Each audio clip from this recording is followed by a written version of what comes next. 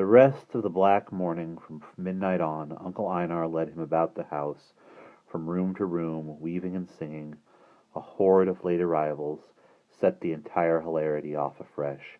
Great, great, great, great, and 1,000 more great-greats. Grandmother was there, wrapped in Egyptian cerements. She said not a word, but lay straight as a burnt ironing board against the wall, her eye hollows cupping a distant wise, silent glimmering. At the breakfast at 4 in the morning, 1,000 odd greats. Grandma was stiffly seated at the head of the longest table. The numerous young cousins caroused at the crystal punch bowl, their shiny olive pit eyes, their conical, devilish faces, and curly bronze hair hovered over the drinking table, their hard, soft, half-girl, half-boy bodies wrestling against each other as they got unpleasantly, sullenly drunk. The wind got higher, the stars burned with fiery intensity, the noises redoubled, the dances quickened, the drinking became more positive. To Timothy there were thousands of things to hear and watch. The many darknesses roiled, bubbled, and many faces passed and repassed. Listen! The party held its breath. Far away the town clock struck its chime, saying 6 o'clock. The party was ending, in time to the rhythm of the striking clock. Their 100 voices began to sing songs that were 400 years old, songs Timothy could not know. Arms twined, circling slowly, they sang, and somewhere in the cold distance of the morning the town clock finished out its chimes and quieted. Timothy sang. He knew no words, no tune, yet the words and the tune came round and high and good, and he gazed at the closed door at the top of the stairs. "Thanks, Cece," he whispered. "You're forgiven. Thanks." Then he just relaxed and let the words move with Cece's voice, free from his lips. Goodbyes were said, and there was a great rustling. Mother and father stood at the door to shake hands and kiss each departing relative in turn.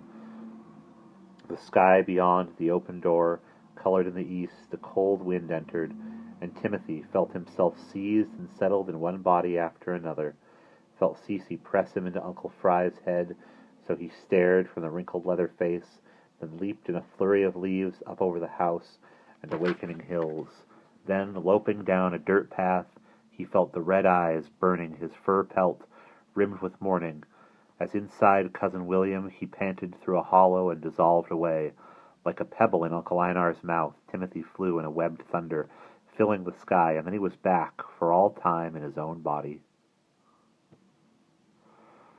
In the growing dawn, the last few were embracing and crying and thinking how the world was becoming less a place for them. There had been a time when they had met every year, now decades passed with no reconciliation. "Don't forget," someone cried, "we meet in Salem in 1970. Salem. Timothy's numbed mind turned the words over. Salem, 1970.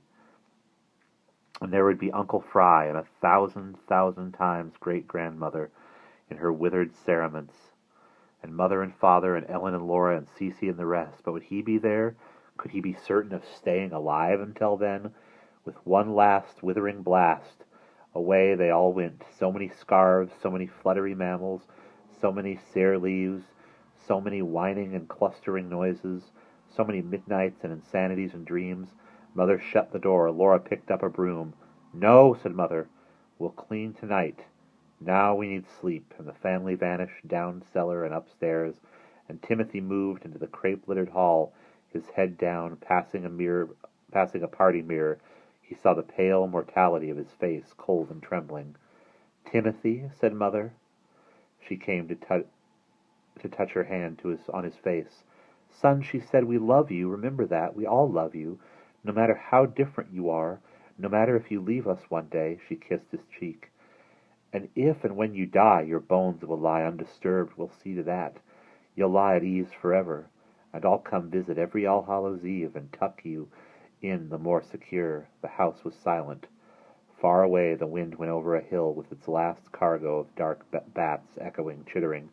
Timothy walked up the stairs, one by one, crying to himself all the way. And that's the end.